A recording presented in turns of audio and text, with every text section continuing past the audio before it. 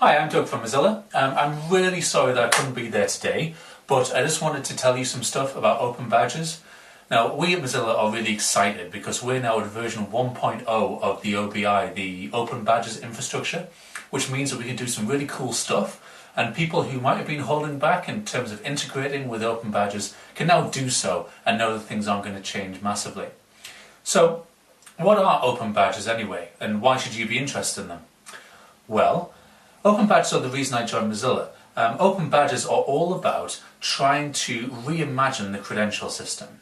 So, you know when you go for a job interview and you collect together everything about yourself that might be relevant to that job interview. So things like a project management qualification, or your degree certificate, or any recommendations that you've got, or things that you've done outside of work which might be relevant to show you as being a rounded person.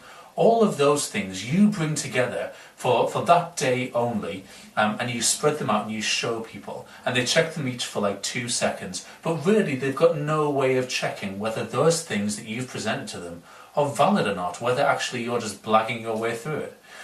Well, open badges adds metadata into that conversation. Now, metadata is data about data. So when you read a book, you have a look at the index, and that has got information about the book. So that's data about data. So metadata includes, in the open badges world, things like who issued the badge, what it was issued for, who it was issued to, does it expire. All of these different things can be included in the badge itself, along with the evidence, what this person did to get the badge, and you can actually see that person doing an action. You can include anything that can go on the web, so anything like videos or essays, text, audio, anything at all can go in that badge. So when someone clicks on it, it'll pop up and they can see all of that stuff in the badge. But the game changer for me is the fact that they can then be put anywhere on the web.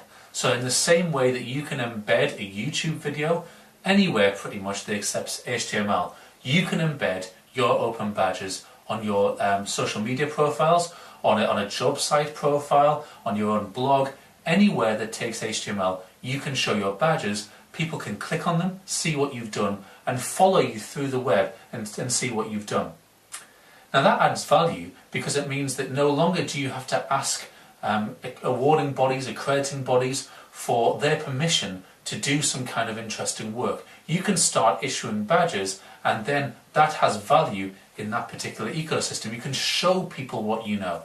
So we've got organisations like NASA issuing badges, and Disney. Purdue University has created a whole learning management system from scratch pretty much, with badges baked in. They've got an iPad app so you can show at interview the stuff that you know.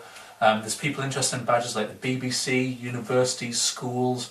All different kinds of organisations are interested in thinking about the ways in which they can reimagine accreditation.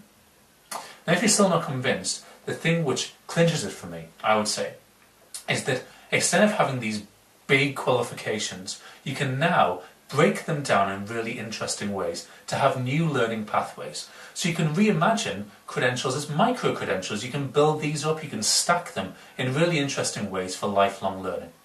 So if you're interested in badges, do have a look at openbadges.org where you can earn your first badge. Get in touch with me if you want. I'm Doug at mozillafoundation.org, or you can follow me on Twitter at DAJ Belshaw.